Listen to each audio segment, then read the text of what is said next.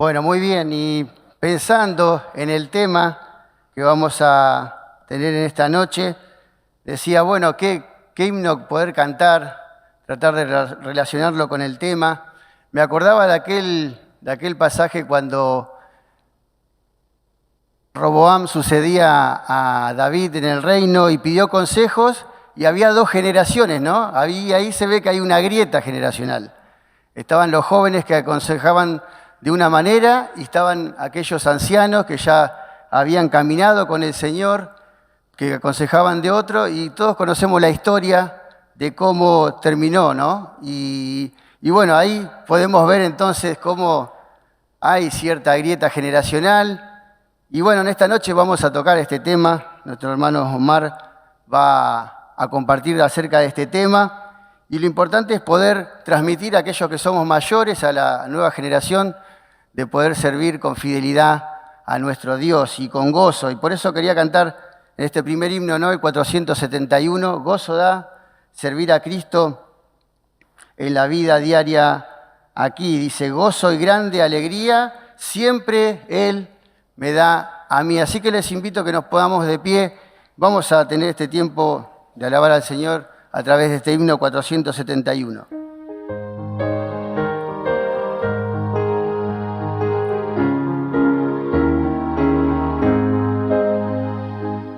Gozo da servir a Cristo en la vida diaria aquí. Gozo y grande alegría, el Señor me da a mí. Gozo hay, sí, en servir a Cristo, gozo en el corazón. Cada día Él da poder, me ayuda a vencer y da gozo en el corazón.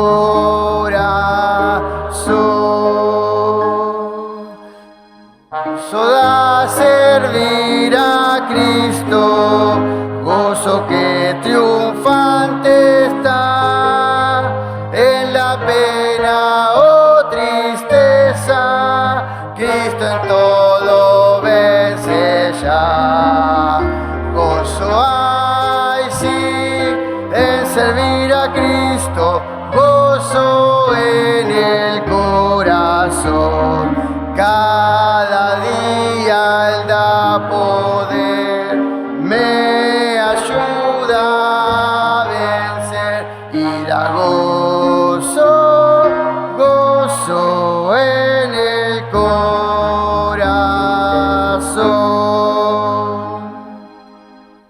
Gozo da servir a Cristo, aunque solo ande yo, es el gozo permanente que el Calvario nos logró. Gozo hay, sí, en servir a Cristo, gozo en el corazón. Cada día Él da poder, me ayuda a vencer y da gozo en el corazón.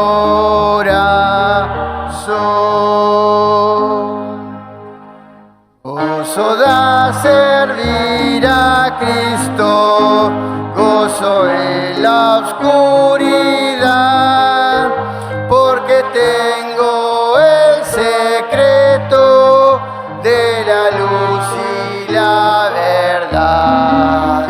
Gozo hay, sí, en servir a Cristo, gozo en el corazón. Cada día Él da poder, me ayuda a vencer y da gozo en el corazón.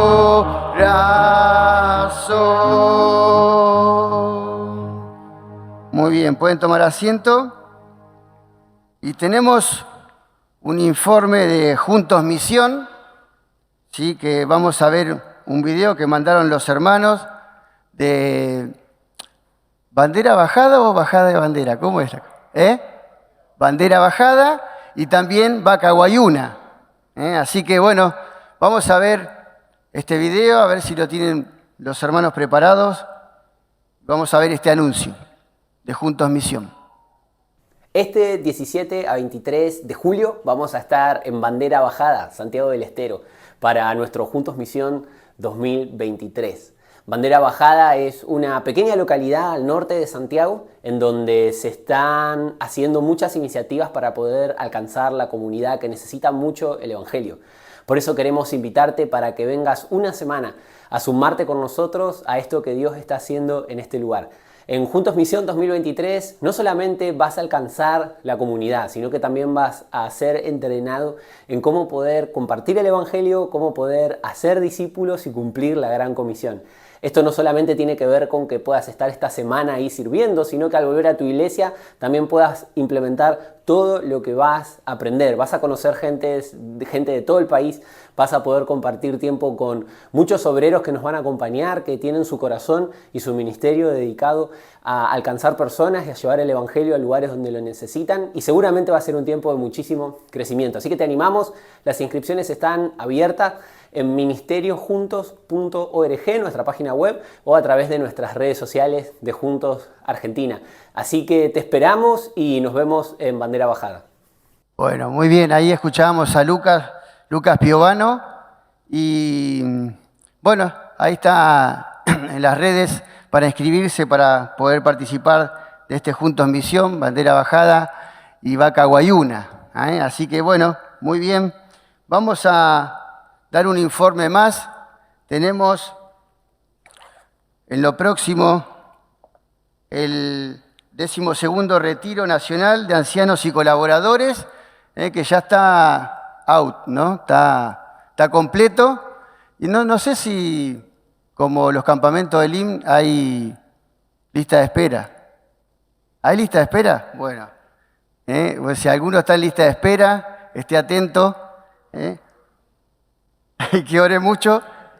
Así que bueno, tenemos desde el jueves 25 de mayo al sábado 27, tenemos este 12º, como decíamos, Retiro Nacional de Ancianos y Colaboradores allí en el IM, en Verónica. Así que bueno, los que ya se anotaron, los que ya están inscriptos y preparándose como para ir ya y estar allí. El jueves 16 vamos a comenzar a las 16 horas con la introducción ya de lo que va a ser este retiro. Así que tratemos de estar antes, los que vamos a viajar, seguramente el 25 de mayo terminaremos de almorzar. No sé si como es día patrio hay locro, van a comer asado, empanadas, algo seguramente van a almorzar. Y ya vamos a estar saliendo para el IM para poder disfrutar de este retiro hasta el sábado 27. El sábado 27 a las 13 horas almorzamos y se cierra el retiro, se termina el retiro para poder volver cada uno a sus iglesias locales y poder participar de las actividades de cada iglesia local. Así que bueno, este retiro no interfiere en nada en la actividad local. Así que jueves 25 de mayo, estamos allí, si el Señor lo permite, y estaremos volviendo el sábado 27, ¿sí? Vayan orando también y preparándose para este tiempo de bendición. También tenemos por delante lo que va a ser la conferencia general. Yo lo anuncio así para que vayan agendando esta fecha, ya vayan guardándose esta fecha, del 2 al 8 de octubre, en el Centro de Exposiciones Migueletes, en este nuevo lugar que disfrutamos ya desde el año pasado, allí Avenida Rodríguez Peña, 2704, San Martín, un lugar estratégico a metros de la General Paz. Así que bueno, lo hemos disfrutado el año pasado en la conferencia misionera. Y bueno, agéndense en esta fecha entonces del 2 al 8, el día 2, el lanzamiento aquí en Calle Brasil, luego tenemos las reuniones zonales y también vamos a tener las reuniones plenarias allí en el Centro Miguelete. Así que agenden esta fecha desde el 2 al 8 de octubre. Muy bien, vamos a tener un tiempo de también una participación musical. Tenemos con nosotros a nuestra hermana Silvana Gisarelli entre nosotros. Ella va a tener dos interpretaciones musicales, así que le vamos a dar lugar a ella. Venga, también creo que va a presentar dos hermanas que van a estar participando en lo musical, así que adelante. Bueno, buenas noches. Es un gozo para mí poder estar hoy con ustedes compartiendo este tiempo. No estoy sola, ¿sí? Hoy tengo la compañía de Juliana Vigorux, de la Iglesia del Señor en Don Bosco, y a Yelena Van, de la Iglesia Loma Verde, así que ellas hoy me acompañan en esta noche.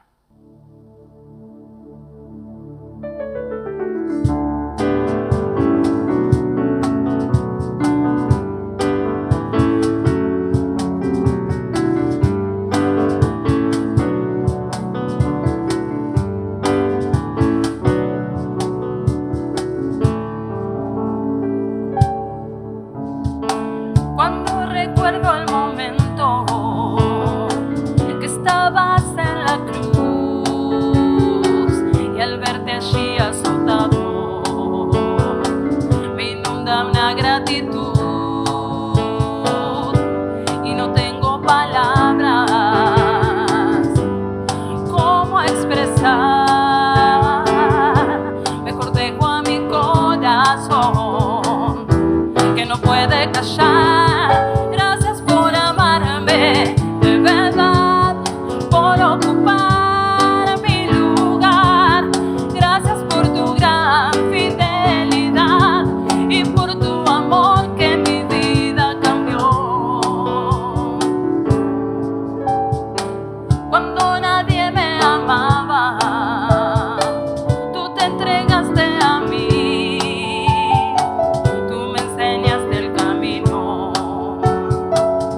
Importó mi vivir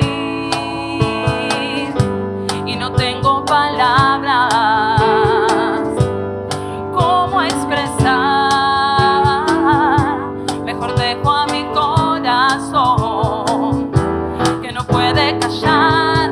Gracias por amarme, de verdad, por ocupar mi lugar. Gracias por tu gran fidelidad y por tu amor que mi vida cambió. Gracias por amarme, de verdad, por ocupar mi lugar. Gracias por tu gran fidelidad y por tu amor que mi vida cambió. Tú me enseñaste el amor y tu verdad me abrazó y ahora sé que mi vida es nueva. Gracias por amarme, de verdad, por ocupar mi lugar. Gracias por tu gran fidelidad y por tu amor que mi vida cambió. Y por tu amor que mi vida cambió. Y por tu amor que mi vida cambió.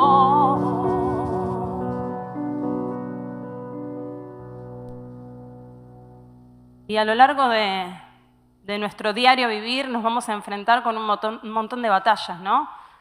En el trabajo, en la escuela, en el estudio, en la familia, ¿sí? Pero qué bueno saber que como hijos de Dios nosotros no peleamos solos, sino que estamos del lado de aquel que ya tiene la victoria asegurada. Esta segunda canción se llama La Batalla.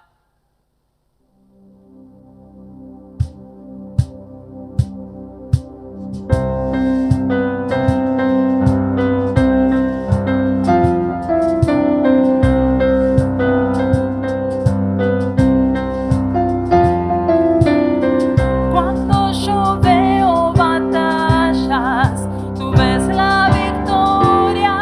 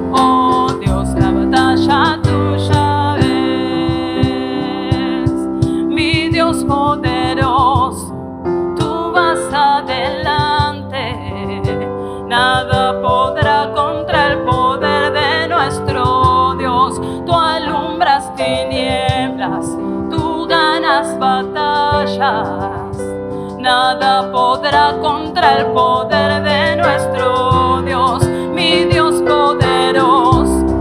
Tú vas adelante, nada podrá contra el poder de nuestro Dios. Tú alumbras tinieblas, tú ganas batallas, nada podrá contra el poder de nuestro Dios. Cuando pelee de rodillas lo haré, mis manos alzaré. Oh Dios, la batalla tuya es, todo temor hoy rindo a tus pies, y en la noche diré, oh Dios, la batalla tuya es. Oh Dios, la batalla tuya es. Oh Dios, la batalla tuya es. Amén.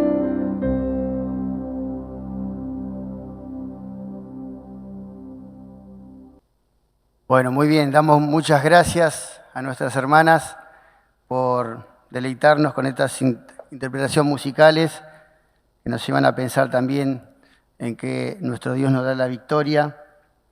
Y vamos a tener este tiempo ahora de ofrendar. Sí, vamos a invitar a nuestros hermanos del ensamble para escuchar una melodía. Vamos a tener un tiempo de ofrendar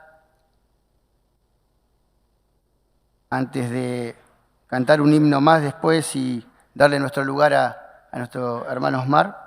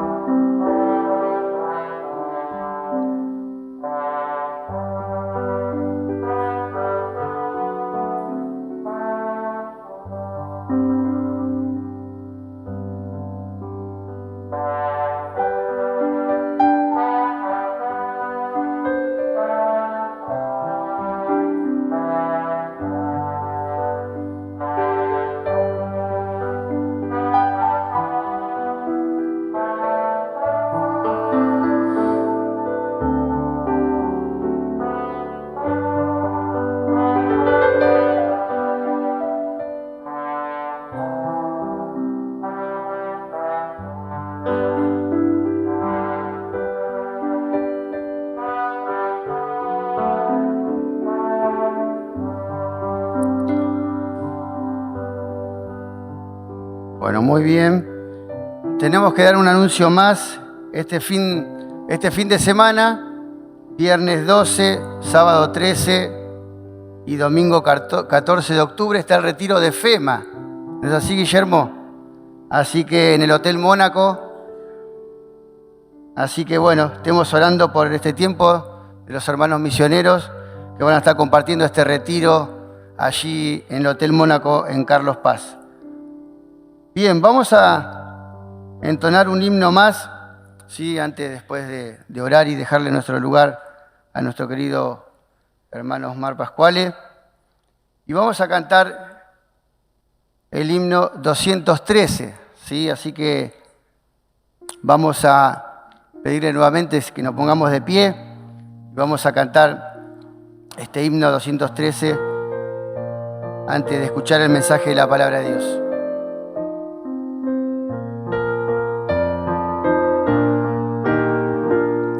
Seguid a Jesús, anda de la luz, sed fieles a Cristo el Señor. Servirle de amor, luchar con valor, sed fieles a Cristo el Señor. Sed fieles a Cristo el Señor, su gracia abundante jamás faltará. Su brazo potente os defenderá. Sed fieles a Cristo el Señor. Tentados seréis, conflicto tendréis, sed fieles a Cristo el Señor. A vuestro favor está el Salvador, sed fieles a Cristo el Señor. Sed fieles a Cristo el Señor, su gracia abundante jamás faltará. Su brazo potente os defenderá. Sed fieles a Cristo el Señor. Última estrofa. Jamás Jehová os ha de faltar. Sed fieles a Cristo el Señor. Os sustentará, el triunfo dará. Sed fieles a Cristo el Señor. Sed fieles a Cristo el Señor. Su gracia abundante jamás faltará. Su brazo potente os defenderá. Sed fieles a Cristo el Señor. Muy bien, puede tomar asiento. Yo le voy a pedir a Osmar que se acerque para poder compartir el mensaje de la palabra de Dios y tener una oración por este tiempo.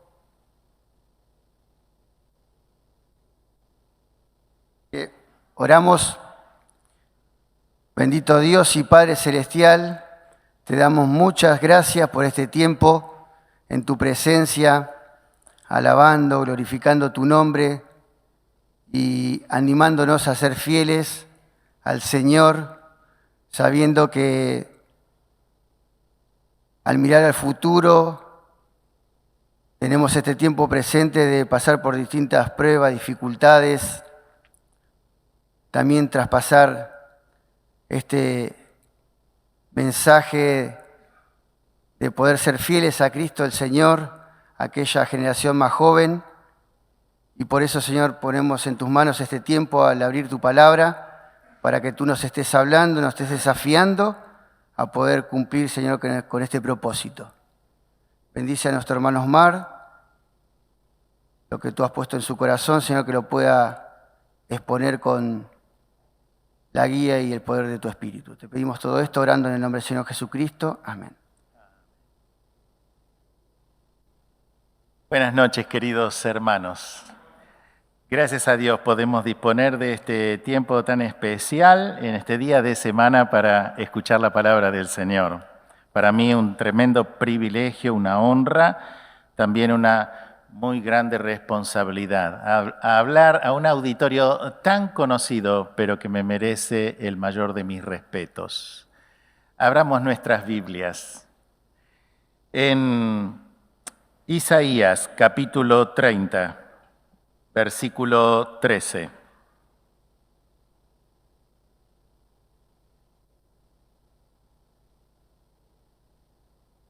En el Antiguo Testamento, el profeta Isaías, capítulo 30, versículo 13.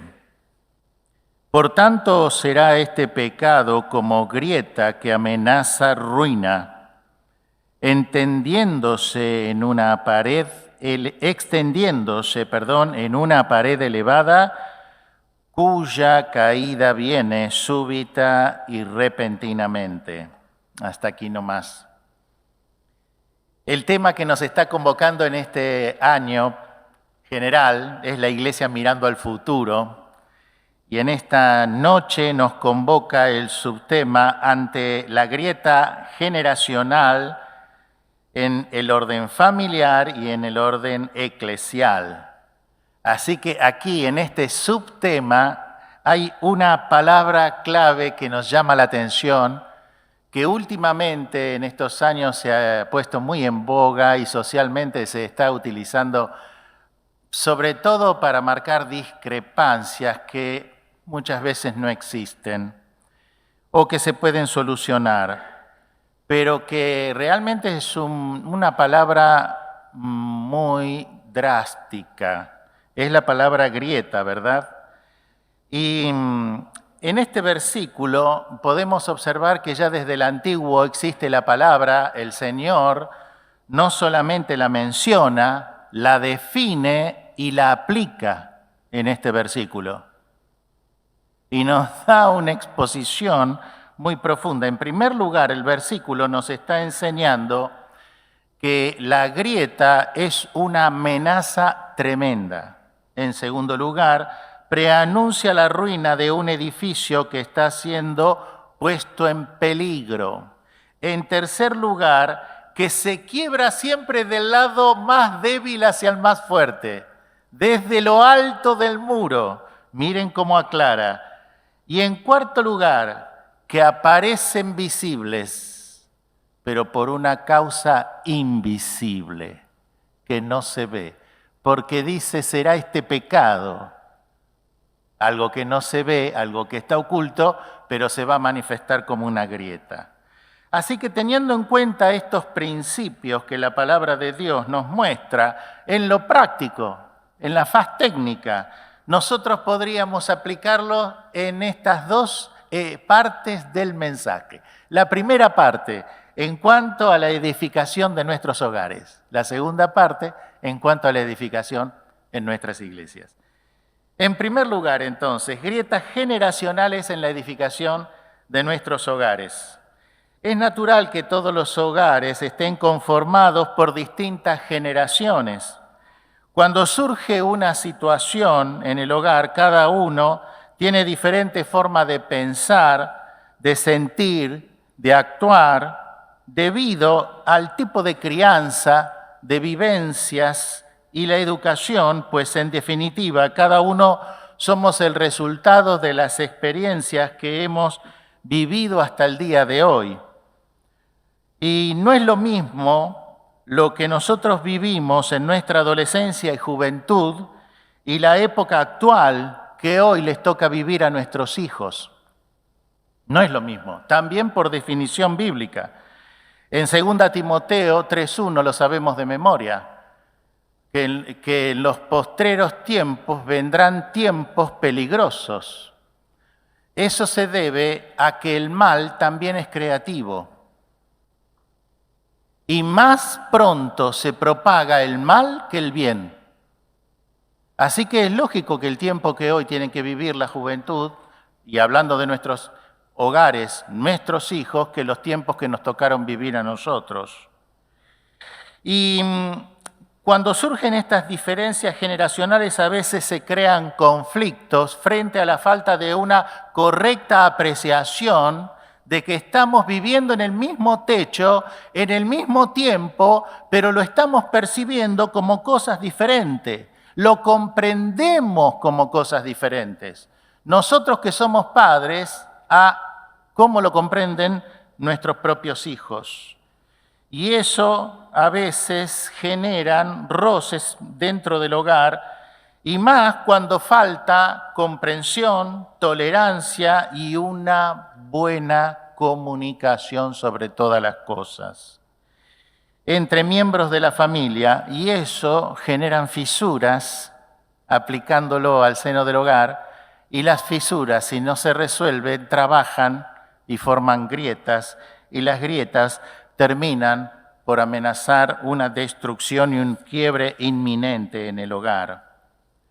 Me gustaría que nosotros recordemos un hogar donde pasó distintas vicisitudes en el Antiguo Testamento. Génesis capítulo 37, recordamos el hogar de Jacob, aunque la palabra señala el hogar de José, ¿verdad?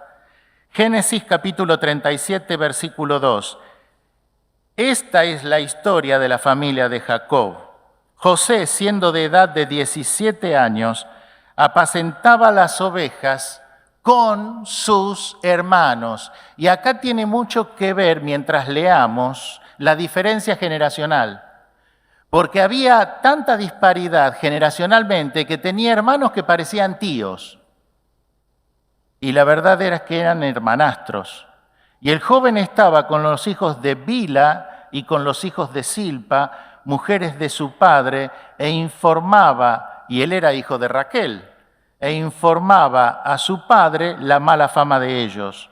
Y amaba a Israel, a José, más que a todos sus hijos, porque lo había tenido en su vejez. Y le hizo una túnica de diversos colores. Se ve que no podía ocultar el sentimiento de predilección hacia uno de sus tantos hijos, lo cual generaba un desequilibrio en el trato. Estaba mal. Pero lo mal que estuvo Jacob fue en exteriorizar eso y hacerle un vestido de gala para que salga a apacentar al campo con olor a oveja, con olor a campo, trajeado de gala. Versículo 4. Y viendo sus hermanos que su padre lo amaba más, por eso el adjetivo calificativo era casi incontenible por sus hermanos, lo aborrecían, mire lo que generó, y no podían hablarle pacíficamente. ¿Vieron el tema de la comunicación? Qué importante en el hogar. Para resumir la lectura, en el versículo 8, promediando, dice, y le aborrecían aún más todavía. Al inicio del 11, y sus hermanos le tenían envidia. Y el versículo 18, cuando ellos lo vieron de lejos, porque José iba por mandato de sus padres a ver cómo estaban, conspiraron contra él para matarlo. Y dijeron el uno al otro, he aquí viene el soñador, ahora pues venid y matémosle. Por este versículo sabemos que la vida de José se divide en 3 etapas, la etapa de los sueños, la etapa de los sueños rotos y la etapa de los sueños hechos realidad. Pero lo que podemos observar, en primer lugar, que tales discordias, grietas, roces, disensiones en medio del seno familiar surgieron por Jacob, en primer lugar, que no honró al matrimonio y escogió para sí el tener muchas mujeres. Y esto también generó envidia entre las esposas. Así que era un hogar en donde había grietas entre los esposos, grietas entre padres a hijos y grietas entre los hijos. Luego, los padres denotaban una marcada diferencia, y especialmente Jacob, como dijimos. Y en tercer lugar, esto condujo a peleas tremendas, a riesgo de la vida de José, como hemos leído. El tema es que llevó mucho tiempo y muchas lágrimas, ustedes saben la historia, reparar estas grietas. Pero ¿se reparan estas grietas o no se reparan? Se reparan las grietas. Nuestros hogares cristianos son la base del futuro de las iglesias locales. Y nuestros hijos tienen un rol importantísimo en nuestros hogares cristianos, absorber lo que de Cristo viven sus padres, porque después les va a tocar a ellos ponerlo en práctica en las iglesias, si el Señor no viene antes a buscarnos.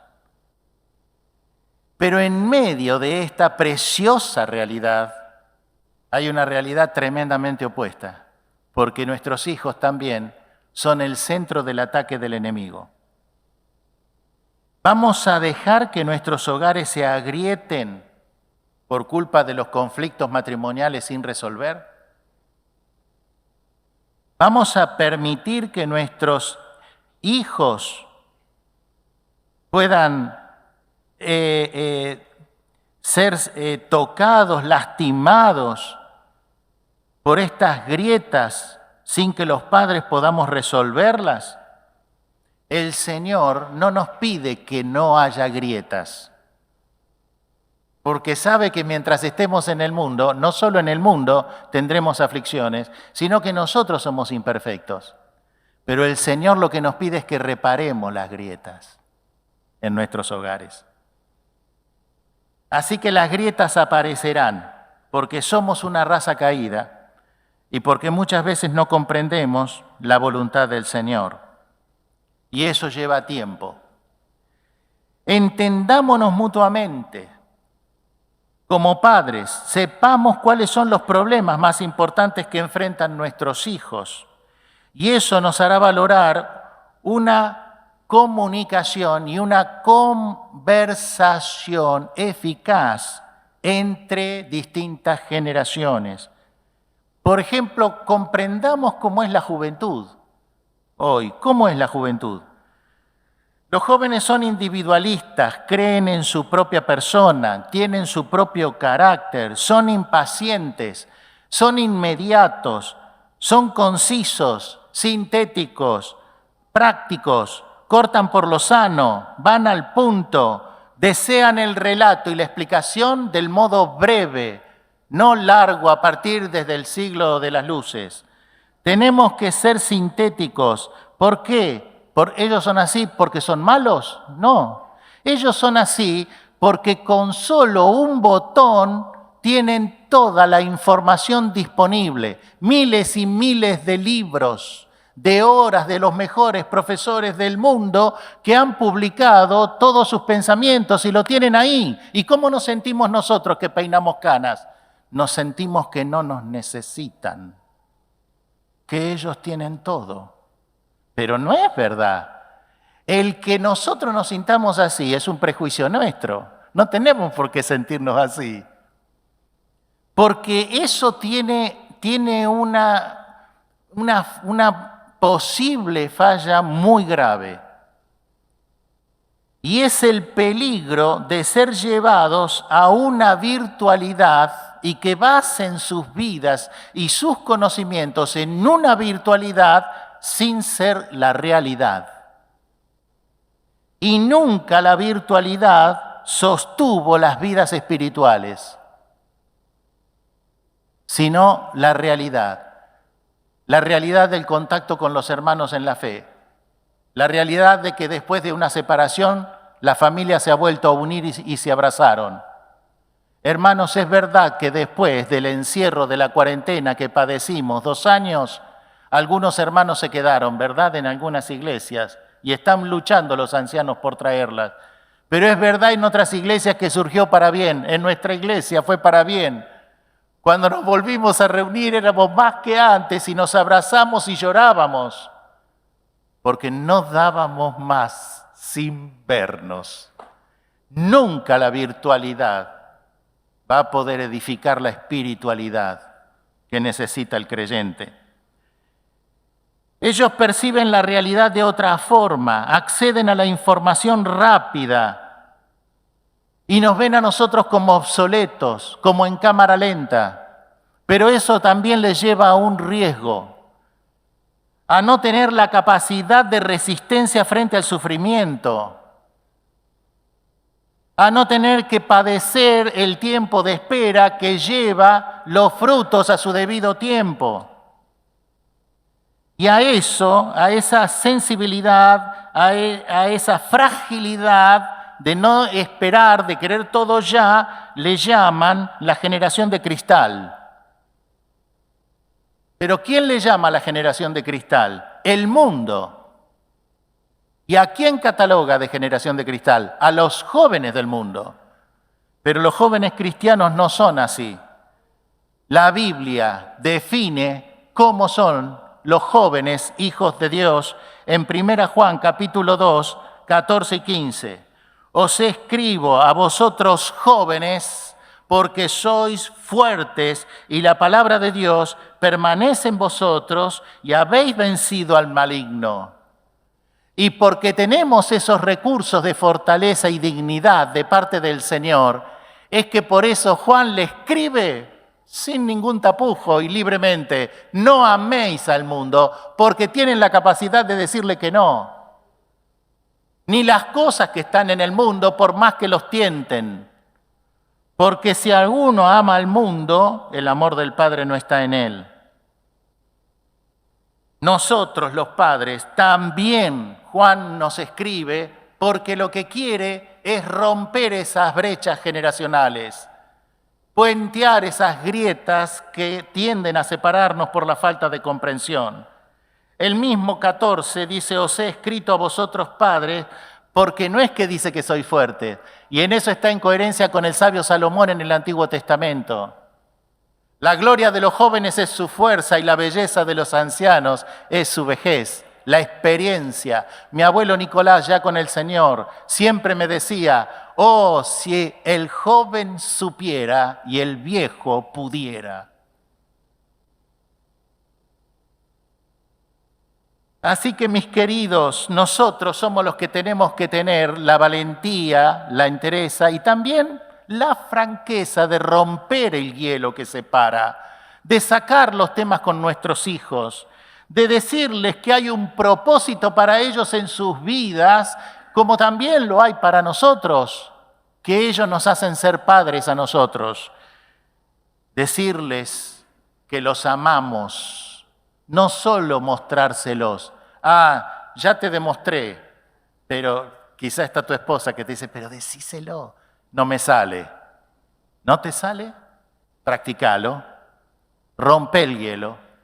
A veces el orgullo, hasta que te salga. Porque cuando sean grandes, quizás no se acuerden de muchas cosas, pero sí se van a acordar de que los amabas y le dijiste, hijo, te amo. Cuántas barreras rompe unas dulces palabras guiadas por el Espíritu. Hay padres que también perdieron su autoridad porque se vieron caídos, derrotados, frustrados en la senda cristiana frente a sus hijos. Pues eso tiene también un arreglo y una reparación delante del Señor. No podemos permitir que nuestros hijos hereden la falta de bendición de tener un padre contento, entero, de tener a una madre íntegra, plena, porque está siendo hostigada por algún mal recuerdo en su memoria o en su conciencia que la atormenta. El que encubre sus pecados no prosperará, mas el que los confiesa y se aparta alcanzará misericordia. Y de esos padres misericordiosos habrá hijos tiernos, mesurados, prudentes, tranquilos. Una generación de gente pacificada por sus padres en sus hogares y que pacifican a sus semejantes en la sociedad. En la iglesia nos conocen por nuestro testimonio, pero en el hogar nos conocen por nuestro carácter. Y nosotros tenemos que pedirle al Señor esa docilidad, como Pablo decía en 2 Corintios 10, por la paciencia y la ternura del Señor Jesucristo. ¿Cuántos hogares hay en el mundo que han sido y están siendo arruinados por el diablo? Comienzan por sospechas, por las dudas, por los miedos, por los celos y se van agravando por infidelidades. Y los hijos tienen que padecer la crueldad del maltrato. No puede ser así en los hogares cristianos. Cuando uno va a los campamentos, escucha a los chicos tocados por la palabra. Díganme, hermanos, ¿no oramos para que el Señor obre en la juventud, en la adolescencia, en la niñez, en los campamentos que los hermanos van a tomar? Pues les aviso que el Señor contesta nuestras oraciones. Pero ahí empiezan nuestros problemas. Porque esos chicos abren sus corazones con los hermanos oradores, con los directores, con los consejeros y llorando les cuentan la realidad de sus hogares.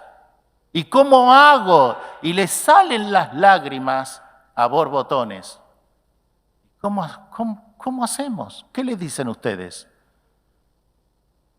Mis hermanos queridos, el Señor ha puesto estos temas en nuestras conferencias para hablarnos al corazón, a mí primero, para hacer ejemplo en mi hogar, primero con el trato con mi esposa, tener una esposa lozana, contenta, satisfecha, contenida.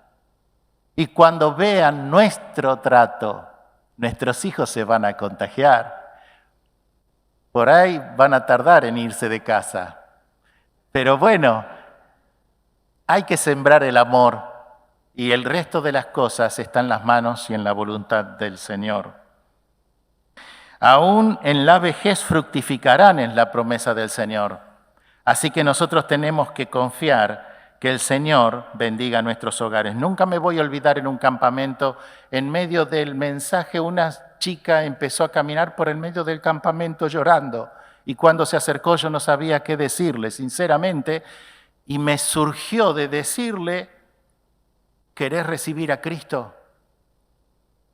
Y ella hizo así. Después nos contó de las terribles experiencias en su hogar. Y yo les decía, no permitas que todo lo que te ha pasado en tu vida marque tu futuro. Cristo puede cambiar. De modo que si alguno está en Cristo, nueva criatura es. Y ahora mira las cosas, deja de mirar a la persona. Las cosas viejas pasaron y entre ellas tu hogar. He aquí todo será hecho nuevo. A los que aman a Dios, mira a la persona. Ahora deja de mirar a la persona y dice todo les ayuda para bien. Son las bendiciones que el Señor derrama a partir de nuestros hogares. Y eso lo podemos volcar en la iglesia. Segunda parte de nuestro mensaje. Grietas generacionales en la edificación de los hogares. Termino con esta primera parte diciendo que hay veces que las grietas se pronuncian y no tenemos que decaernos por eso. El Señor Jesucristo dijo, no penséis que he venido a traer paz en este mundo, he venido a traer espada, entre padres e hijos, entre hijos y padres. Y eso el Señor lo hablaba, hablando del testimonio del Evangelio.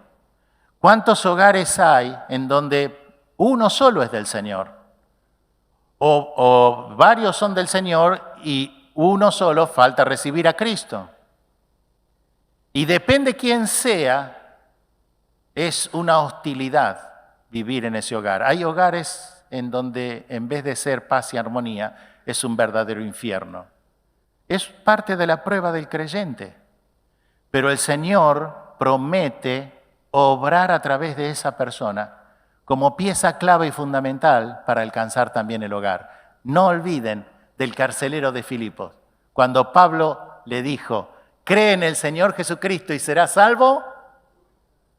Claro que fue una experiencia para el carcelero de Filipos, pero también podemos nosotros predicarlo, porque es el propósito del Señor alcanzar a nuestros hogares. Nunca dejar de orar. Nunca dejar de sembrar, porque el Espíritu Santo en el momento oportuno va a quebrantar los corazones de piedra y va a cambiar por corazones de carne. Segunda parte entonces, grietas generacionales en la edificación de la iglesia. Así como planteamos que hay grietas generacionales en la familia, en la iglesia la encontramos aún más, y dejo la parte del perdón en la familia de José para cerrar con eso, junto con las grietas en la iglesia. ¿Por qué va a ser mucho más notorio? Porque hay mucha más diferencia generacional en esta otra familia, que no deja de ser familia, la familia de la fe. Y vamos a estar eternamente congregados como familia en la presencia del Señor, la iglesia, la esposa del Cordero. Pero que muchas veces tienen choques de voluntades. Y esto lo encontramos en 1 Corintios, vamos a ir a 1 Corintios capítulo 3, en donde hay un caso muy leído de la iglesia de Corinto, capítulo 3,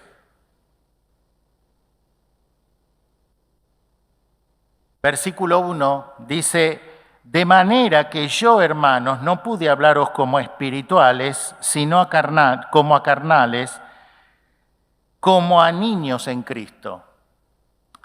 Es una de esas porciones duras para recibir la carta apostólica a la iglesia. Pero esto no empieza aquí en el capítulo 3. Esto es secuencial, esto es paulatino a través de una cronología en el calendario de la iglesia. Porque nunca la caída es repentina, sino paulatina. Antes de caer, hay barreras que romper. Previo al estar caído es el quedarte dormido. Así que el Señor nos ha dejado anticipos para que en nuestro andar cristiano podamos ver el mal y esquivarlo. El avisado ve el pozo, dice lo esquiva, mas el necio cae en grande afrenta. Y lo que notamos aquí, que el apóstol Pablo no empezó, como dice la juventud, nos dio con un hacha. No, empezó tranquilo en la presentación, pero nosotros podemos ver la secuencia de este colapso. ¿Por qué llegó a tratarlos así tan drásticamente? Vean el versículo 2, os di a beber leche y no vianda. Ahora la segunda Corintios es una carta de vianda, maravillosa. Pero primera Corintios no, es rudimentaria, es de arreglar los problemas, de poner la iglesia en orden, porque aún no erais capaces, ni sois capaces todavía. Cualquier persona lo tomaría como una falta de respeto porque está tocando a la capacidad. No son capaces. Pero aparece el llamado del Señor de una forma espiritual, hablando al corazón. Miren la presentación. Ahora sí, vamos a ver esta secuencia que llevó al colapso a la iglesia. Está en el capítulo 1, 2, 3, 4, 5 y 6. Pero miren, se los resumo muy rápidamente. Pablo, llamado a ser apóstol de Jesucristo por la voluntad de Dios, y el hermano Sóstenes, a la iglesia de Dios que está en Corinto, a los santificados en Cristo Jesús y llamados a ser santos.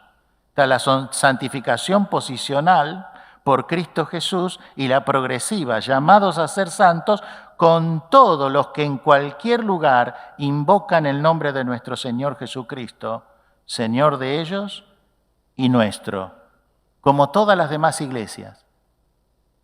Somos uno en Cristo.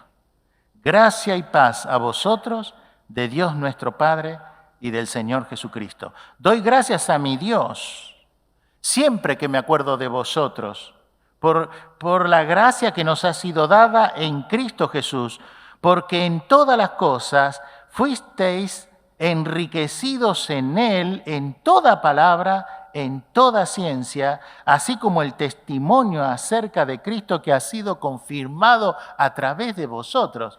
¡Qué elogios! ¡Qué ternura! ¡Qué amor! ¡Qué altura! Pero llega el versículo 10. Os ruego, hermanos.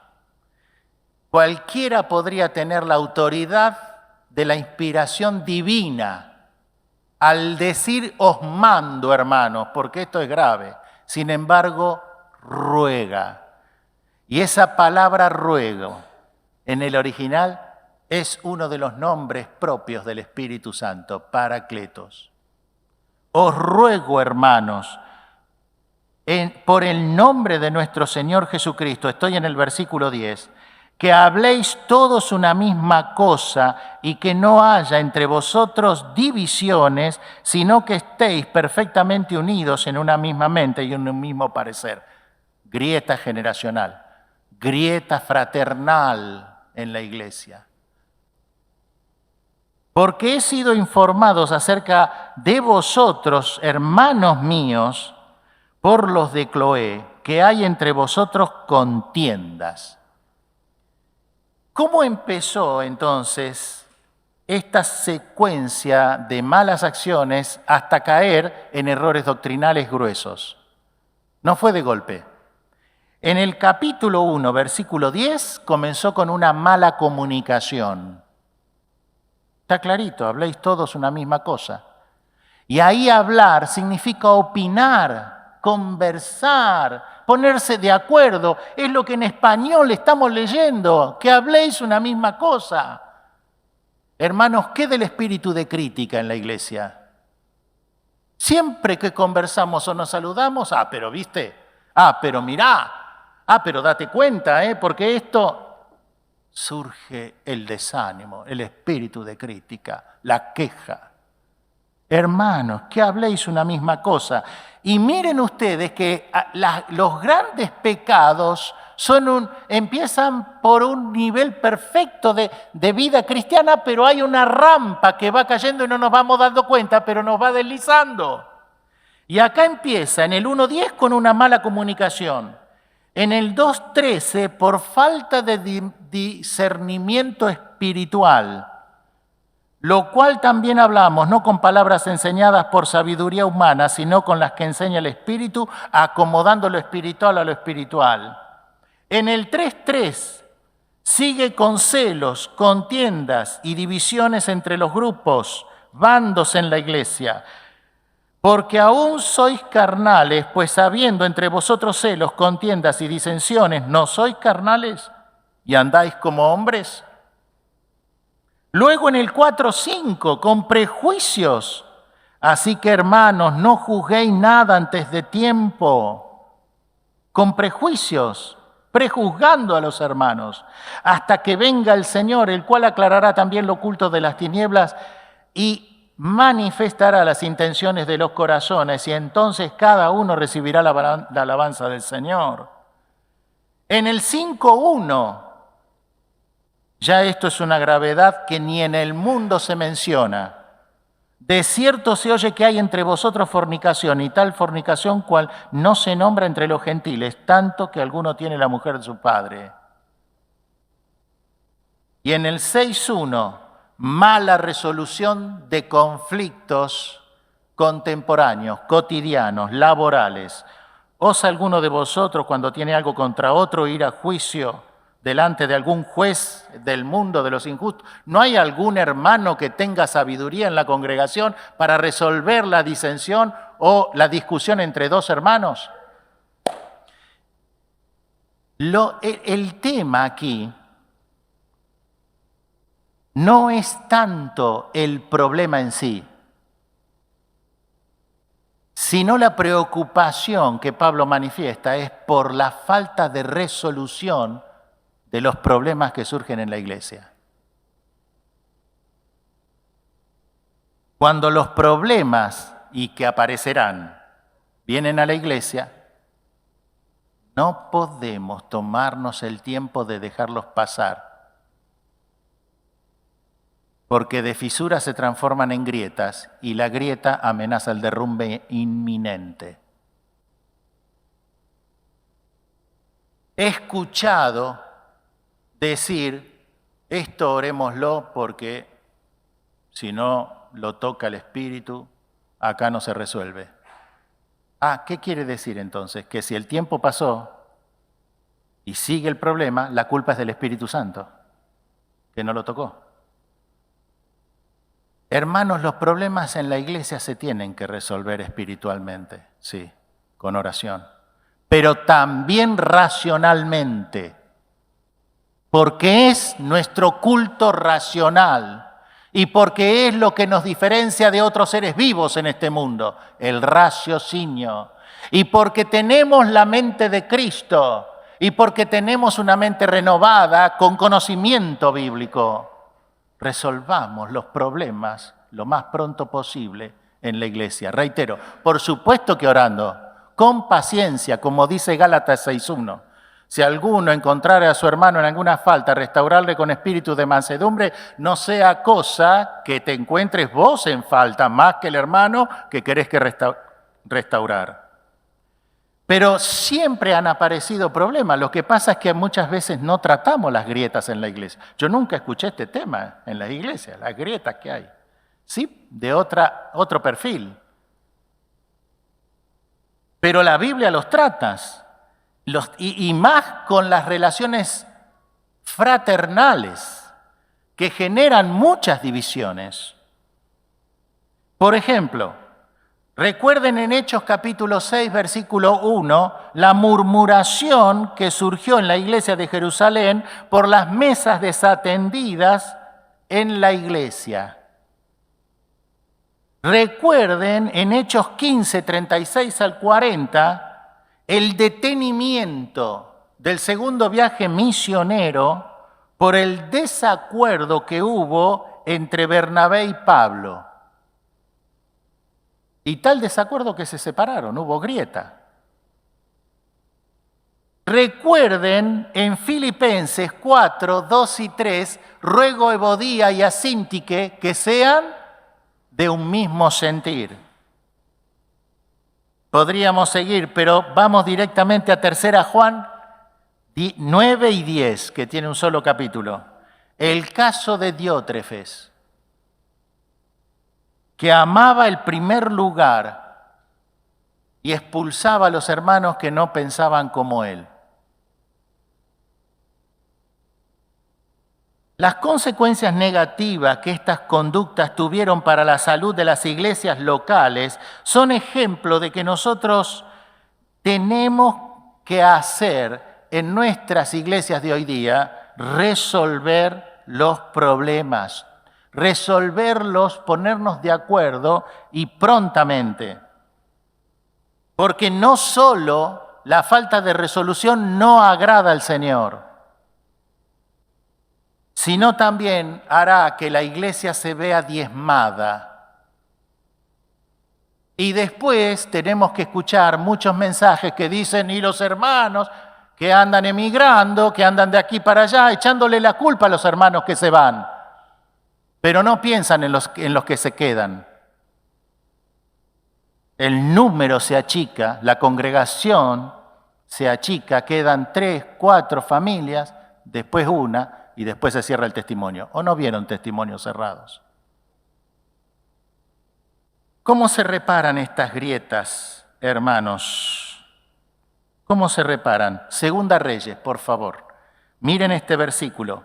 Segunda Reyes, capítulo 12, versículo 7.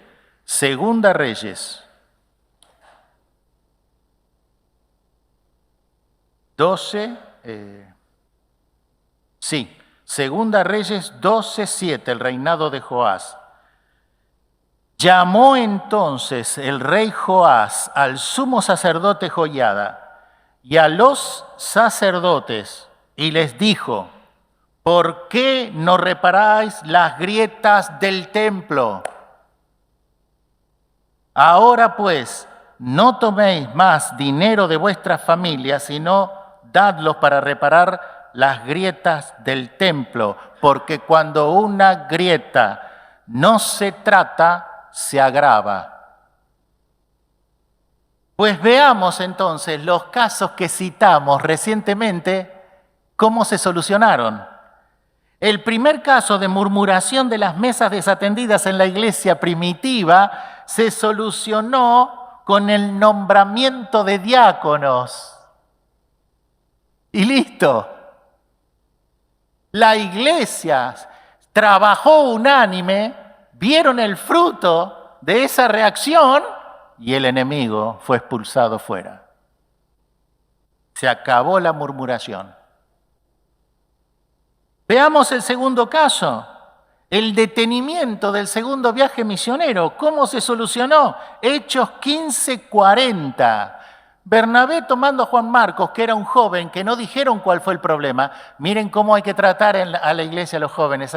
Hermanos mayores nuestros, tengamos misericordia de los jóvenes. Permitámosle que tengan equivocaciones y ayudémoslos en su restauración y no andemos chismeando detrás, murmurando detrás por estas vidas jóvenes, porque no sabemos si el Señor levantará Juan Marcos futuros en nuestras iglesias. Sí que desertó, sí que se equivocó Juan Marcos, porque en Hechos capítulo 13 dice que abandonándolos dejó el viaje misionero, el primer viaje misionero. Por eso en el segundo viaje misionero Pablo le decía a Bernabé, no está bien. Y tenía razón lo que Pablo decía. Pero Bernabé, que lo conocía más íntimamente a Juan Marcos porque era el tío, y aparte hermano en la fe, le decía, fue restaurado. También tenía razón. Pero ahí los dos no siguieron así. Y vemos que el Señor continuó la obra, porque Bernabé continuó con Juan Marcos, pero la iglesia, ¿cómo solucionó este problema de grieta? Encomendando a la obra del Señor a Pablo y a Silas.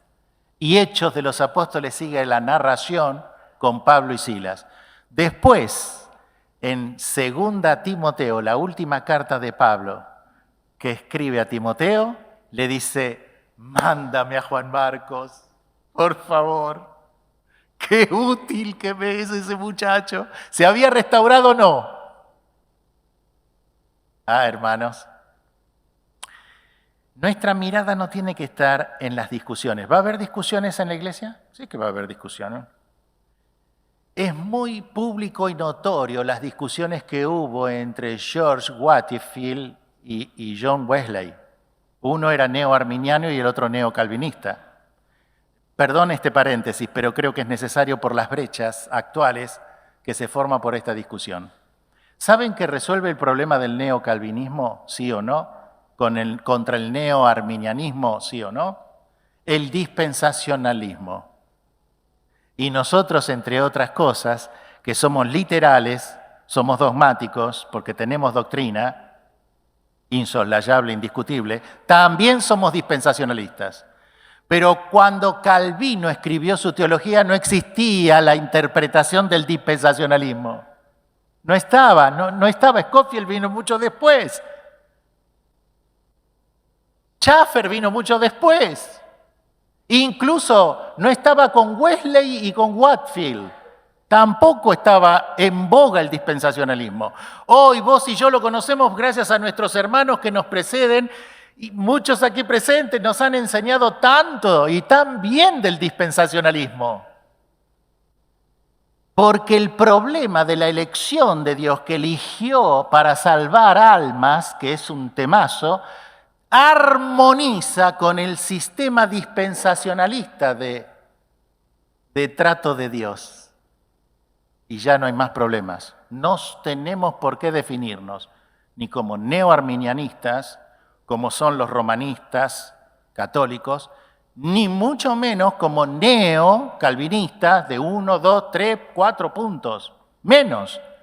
Hermanos, ¿cómo va a haber entre nosotros disensiones como en los Corintios, diciendo yo soy esto, yo soy el otro? El dispensacionalismo soluciona esa discusión. Pero cerrando el paréntesis, veamos, hermanos, entonces, cómo se puede llegar a intercambiar opiniones sanamente, fraternalmente, entre hermanos en la fe. ¿Quién solucionó, a ver a los más avesados, el problema de Ebodía y Síntique? Pablo empezó escribiéndoles, ruego a Ebodía y Síntique que sean de un mismo sentir. ¿Y se soluciona así nomás? No creo que se solucione así nomás, ¿no? ¿A quién mandó Pablo a Filipos? A Epafrodito, lo dice en el 2:25. Por eso les mando a Epafrodito, que como Timoteo tienen mi mismo sentir. Y Epafrodito estuvo allí de rodillas, arreglando el problema con Ebodía y Síntique, que combatieron juntas por sembrar el evangelio con Pablo. ¿Y quién solucionó el problema con Diótrefes? Parecía que no tenía solución. Una tiranía total en la iglesia. Se hacía lo que él decía y si no había problemas. Te sacaba de comunión y después te echaba de la iglesia. Juan viajó y dice, no te escribo más, le escribe a Gayo, porque tengo la intención de ir a verte. Y Juan en persona lo trató. ¿Cómo lo resolvió? Racionalmente. Hermano, estás equivocado. Da un paso al costado. Sigamos con Gayo, con jóvenes que quieren servir al Señor. ¿Dónde está el problema? No miremos más las discusiones entre hermanos. Miremos la obra del Señor. Miremos la iglesia que Cristo ganó muriendo en la cruz del Calvario. Miremos que siga edificándose el edificio de Jesucristo. El Señor nos manda a reparar estas grietas para la estabilidad, conservación, buen testimonio de la iglesia local. ¿Qué testimonio están teniendo nuestras asambleas últimamente? ¿Cómo se reparan las grietas en una estructura? Lo dejé para este momento. ¿Vieron que no dije? Cuando a nosotros nos dicen, aparecieron grietas, suena el teléfono, ¿sí? ¿Cómo está? Aparecieron grietas en el living. Ah, mamita. Gracias al Señor nunca me llamaron para eso. Tiemblan cuando aparecen las grietas. ¿Cómo se reparan las grietas? No se reparan con soldaduras. No se reparan así. Se reparan por solidaridad. Supongamos que estas tremendas, preciosas pero tremendas columnas, se agrietan la columna. ¿Cómo se reparan? Primero se deja la grieta. Se deja que esté la grieta. Eso me hace acordar a 1 Corintios capítulo 10, versículo 19. Porque es necesario que entre vosotros haya disensiones para que sea manifiesto quiénes son los aprobados delante del Señor. Primero se deja la grieta, porque hay que investigar si la grieta es estructural, por qué causa vino. Y seguramente es como dice Isaías, viene de lo alto, de la sobrecarga. Y eso me hace acordar a 1 Corintios capítulo 3, versículo 10. Cada uno mire cómo sobreedifica, porque la roca que es el fundamento, que es Jesucristo, no sufre de fisuras ni de defectos. No hay grietas ni movimientos. Es inconmovible por los siglos. La cimentación sobre esa roca que es Cristo, sobre la cual se apoya en todo el muro, es la de los apóstoles. Efesios 2:20, cimentados en la doctrina de los apóstoles. Aquí está, Efesios 2:20. También no tiene fisuras. Isaías, como leímos 30:13, la fisura es de lo alto. ¿Cómo estamos sobreedificando ahora? ¿Y saben cómo se repara? Por solidaridad. La fisura es la separación no natural, de que conforman dos caras de una misma estructura que no se esperaba. Y se forma una cara que roza contra la otra.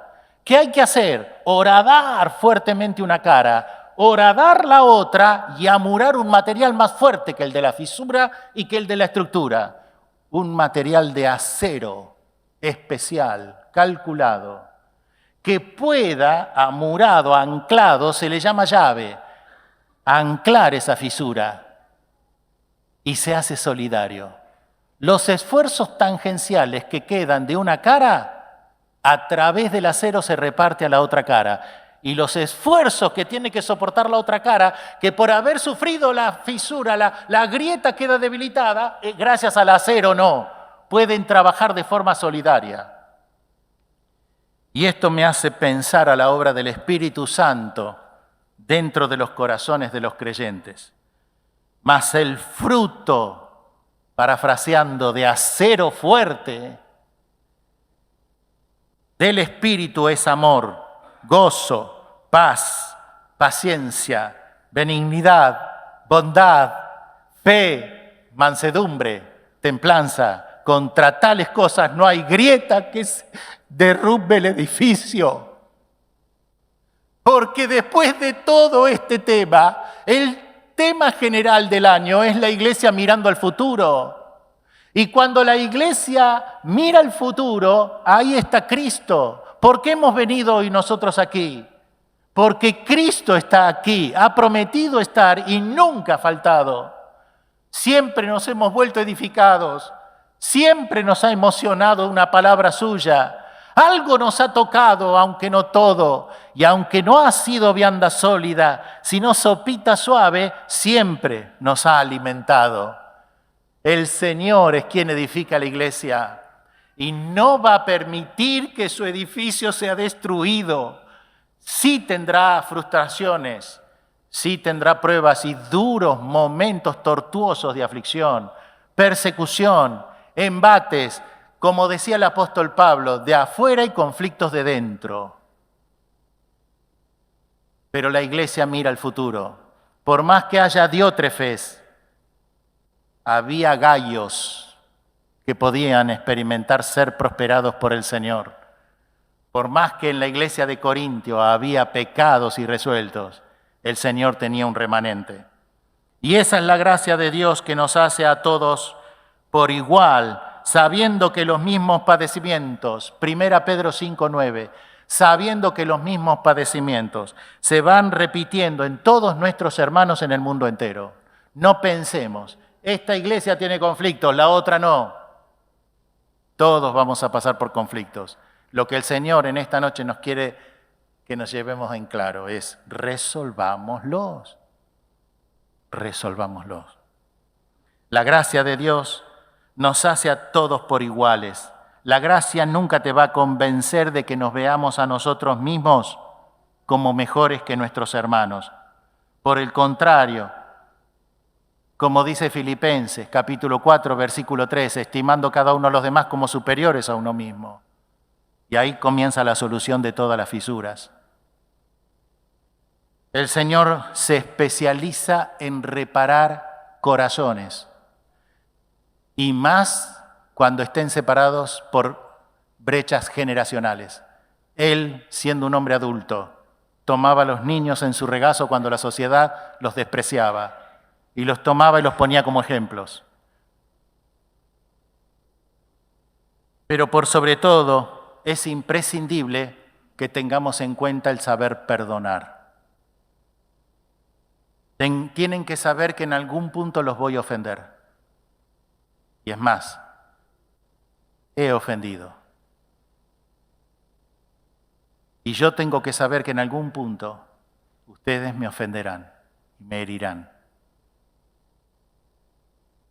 No somos perfectos, pero sí el Señor nos pide que nos perdonemos. ¿Por qué hay hermanos que no perdonan? Si nosotros hemos experimentado el perdón del Señor, tenemos que perdonar. Recuerdo cuando Jesús le dijo a Pedro 70 veces 7, ¿se acuerdan? Primero, ¿por qué no dijo 30 veces 3, si es el número completo? También podría haber dicho 40 veces 4, porque es el número de orden. 4 evangelios, 4 por 3, 12 los apóstoles. Pero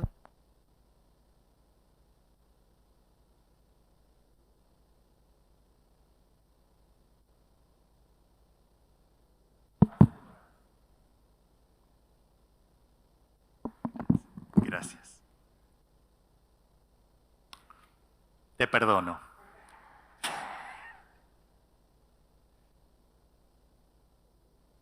Hermanos, me imagino a Pedro escuchando cuando lo habían herido, lo habían ofendido, lo habían agraviado, y escucha del Señor 70 veces 7, a cada uno que te agravie, tenés que perdonar.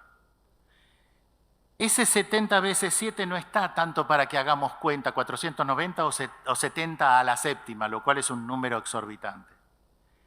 Ese número está para que veamos el sacrificio del perdón.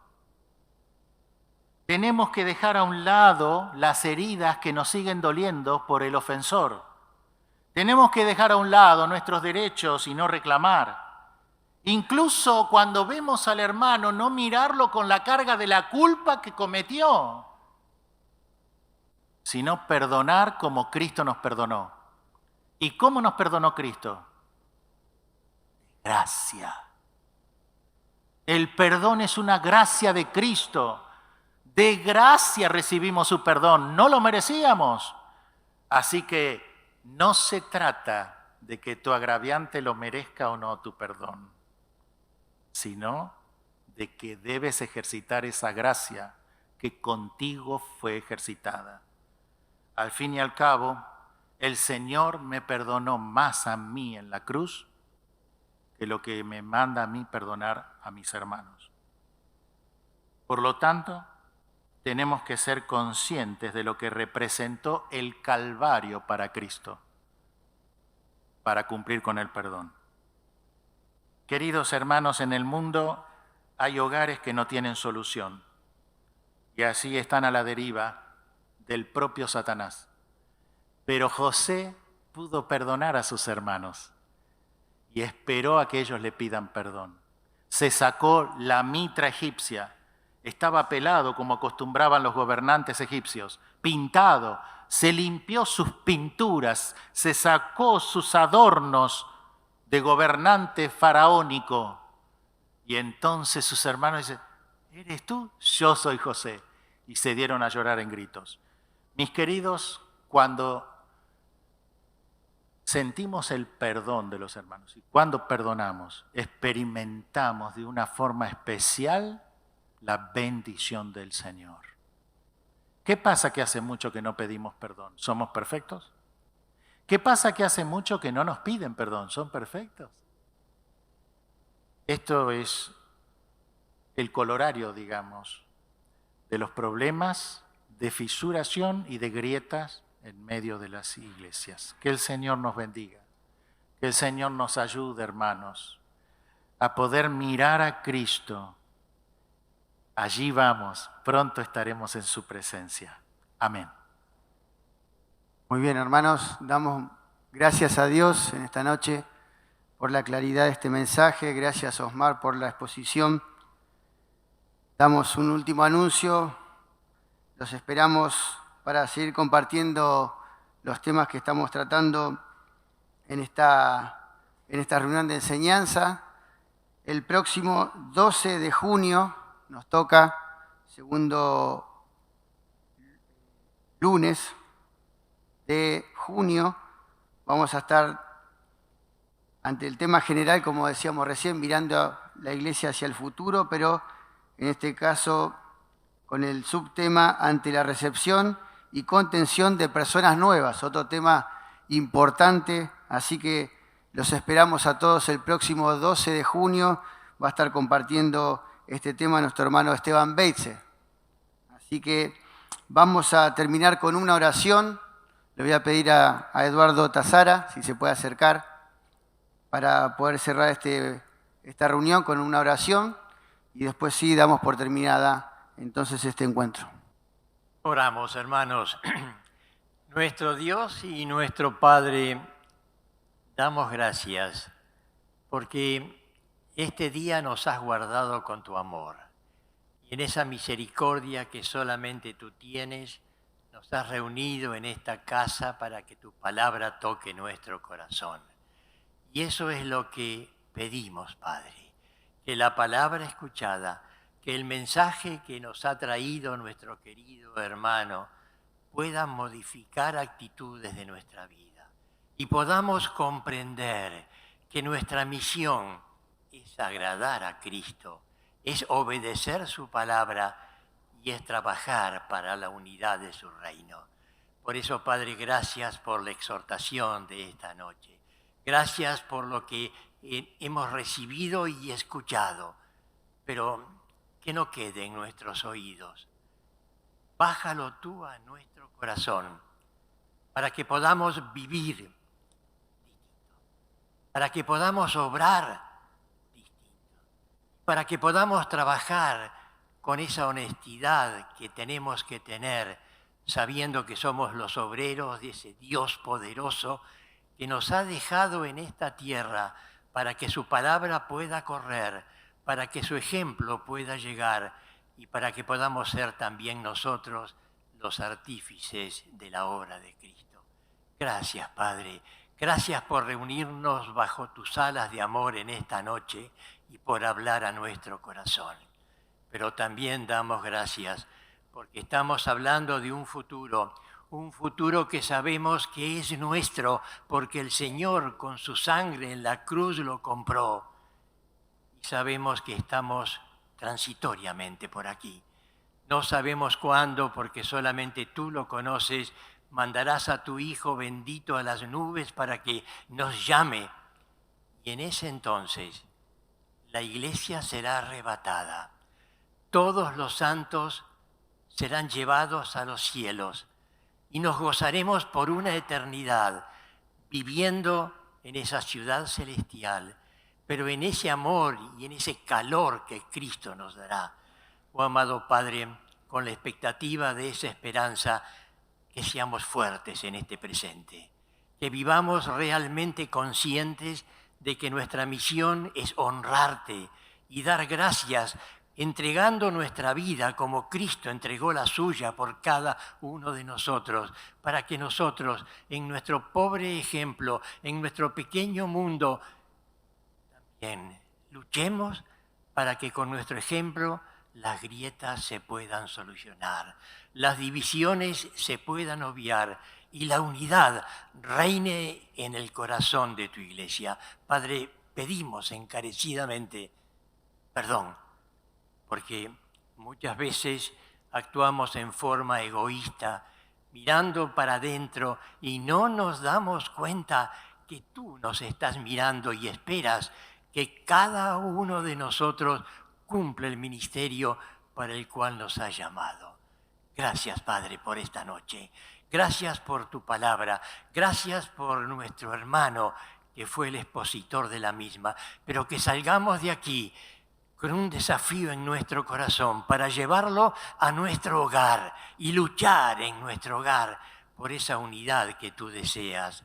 Y cuando vayamos a la iglesia, cuando estemos reunidos con los hermanos, que seamos ejemplos de unidad, de amor, de caridad, buscando a aquel que está caído y ofrezcamos nuestras manos, no como perdón, sino como un símbolo de amor que llega al corazón. Y ahora, Padre, despídenos con tu bendición.